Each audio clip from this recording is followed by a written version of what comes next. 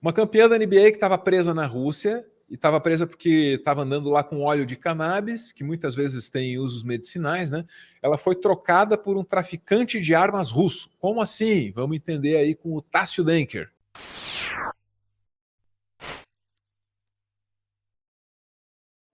Quem que é a campeã? Só para começar, eu não entendo nada de basquete. Deixa eu só achar o nome dela aqui. Tá aqui. Brittney Griner.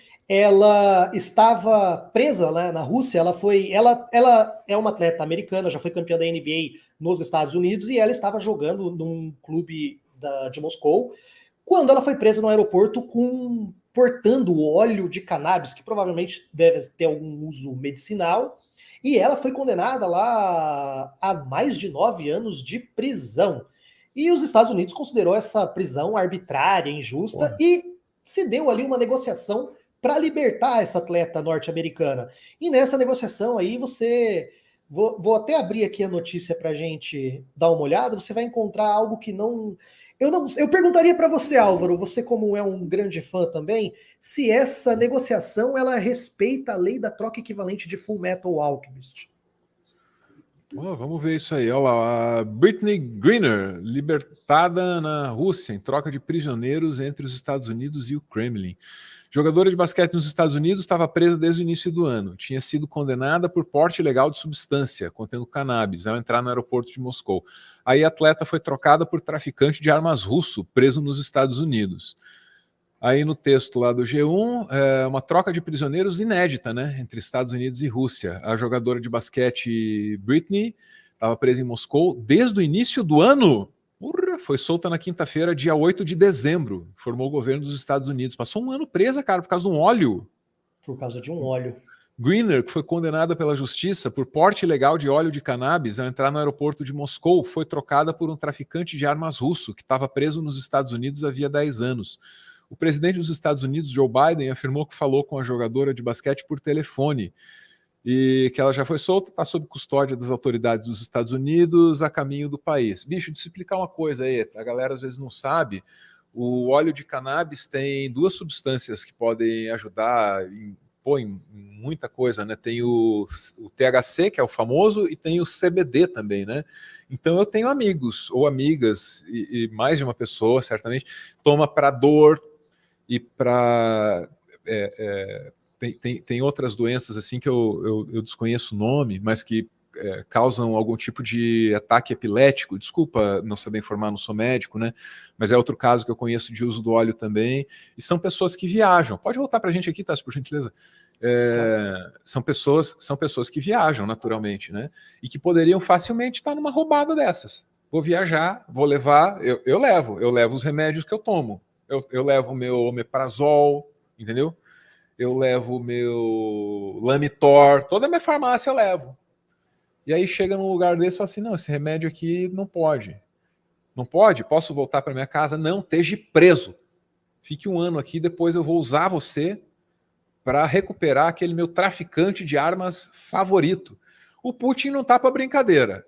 Agora, negociou bem aí, né? Você estava falando que não há paridade, não há equivalência na troca.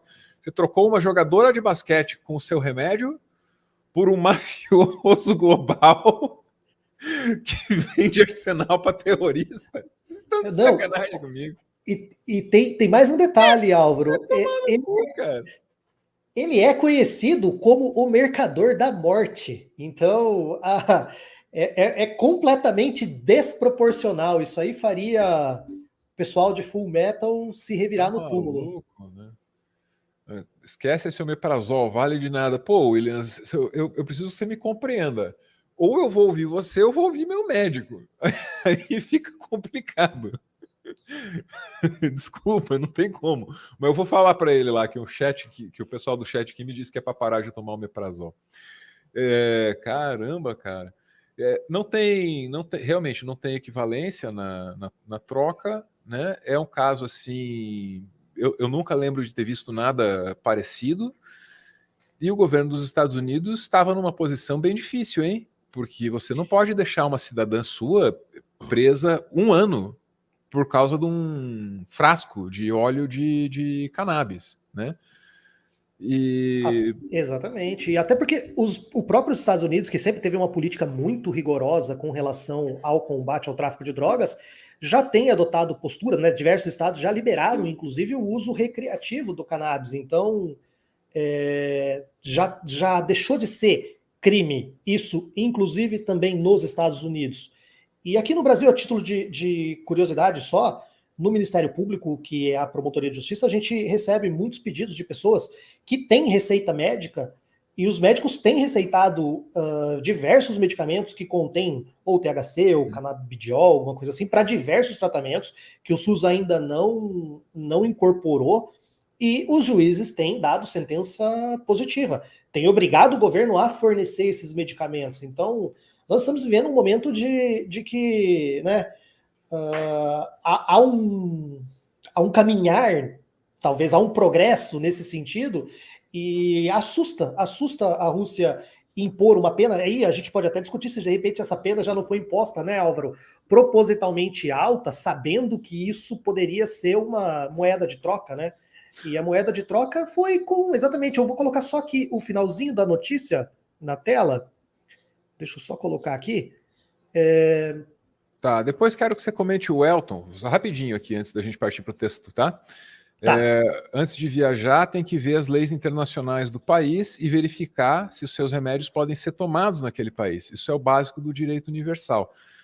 Não tem como estar errado, mas me parece meio, desculpa, Elton, meio insensível com o caso, assim, cara. Sacou? Pura, a pessoa Exatamente. ficou, bicho, 1 ano presa por causa de um frasquinho. Isso aí vem o quê? 100 ml no frasco? Tá de sacanagem, rapaz. Bom, enfim, vamos lá pro texto. Pois é, eu vou, depois eu comento que uma outra coisa que é bastante básica no direito penal também, tá? Que envolve essa questão do direito internacional. Ali no finalzinho, ó, Vitor Bolt é um ex-tenente-coronel do exército soviético. Álvaro, eu tô fazendo a leitura, você quer que eu continue aqui ou não? Não, vamos direto pro que interessa, que é melhor. Então, exatamente, ele é um ex-tenente do exército soviético do departamento e estava preso, né, nos Estados Unidos com uma sentença maior, acima de 25 anos já, com uma acusação de conspirar para vender armas em dezenas de milhares de dólares em armas, e as autoridades alegam que seriam usadas contra Washington. Ele se tornou um dos homens mais procurados do mundo durante sua carreira como negociante internacional e foi apelidado de O Mercador da Morte em uma biografia dele lá em 2007. Então, assim, é uma troca bastante desproporcional. Eu não sei realmente se essa sentença já foi extremamente alta para provocar os Estados Unidos, porque é uma situação realmente que os Estados Unidos sabe que é desproporcional, mas ele acaba virando refém, né, exatamente porque ele não vai deixar uma atleta que é campeã, inclusive, uma cidadã norte-americana presa por algo que eles não consideram crime nem no Confirma país isso aqui? deles. Confirma isso aqui? O cara em questão é a inspiração para o Senhor das Armas do filme do Nicolas Cage? Eu Me não sei parece que a dizer isso agora, prisão não foi sei dizer. completamente ilegal e tal. Eu não sei se isso se confirma, não tenho essa informação, Eu gente. também não tenho essa informação. Agora, lá, com relação àquele outro comentário, Álvaro, que falava que isso é básico das leis internacionais, isso é básico para as leis para quem conhece, quem tem um conhecimento, às vezes, um pouco mais avançado de direito. Que você precisa saber, sim. Agora, se é um óleo e é um medicamento, dentro do Código Penal, inclusive, acredito que seja na Rússia, porque é um instituto bastante comum.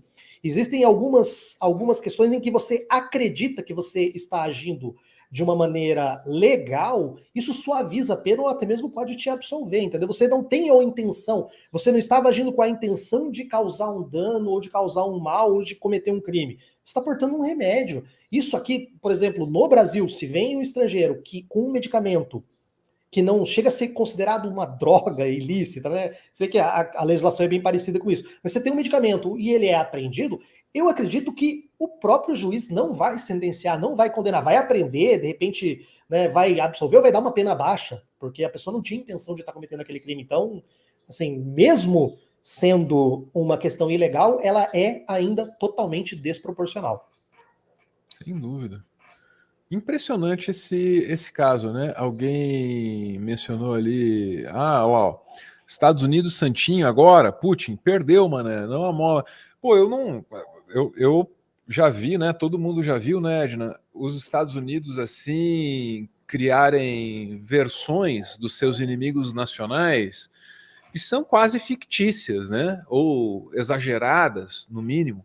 Pode até ser o caso aí do traficante de armas. De repente, os Estados Unidos tá passando aí para essa BBC e para a AFP e para as agências que compuseram essa reportagem. Mas quem que trouxe? Volta lá, qual era a fonte mesmo? Eu sei que Deixa era eu dar uma acho olhada que era do aqui. G1, mas o G1 não fez sozinho.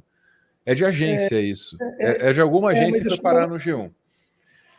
Então, assim, ó, as agências de notícias que estão noticiando isso, elas tiram a informação sobre a biografia do traficante de armas dos Estados Unidos, né? São fontes lá do Departamento de Justiça dos Estados Unidos, não resta dúvida a respeito disso. Então, o cara é tudo isso mesmo? Não é tudo isso mesmo? Eu não sei, eu nunca ouvi falar desse traficante de armas. Agora, independentemente disso, né, Edna? Traficante de armas, jogadora de basquete. É isso. É isso. Não acho que precise saber os detalhes para compreender o tamanho da doideira que é essa história. Ou tô errado, Tássio? Não, tá completamente certo. A gente não tá aqui para fazer nenhum tipo de defesa ou nada. Nós estamos comentando a desproporcionalidade da situação. E essa foi absurda. O interesse podia ser entre China e Rússia, podia ser entre China e Coreia do Norte, podia ser entre Alemanha e Inglaterra. É uma troca desproporcional, independente do contexto histórico de cada um desses países, né?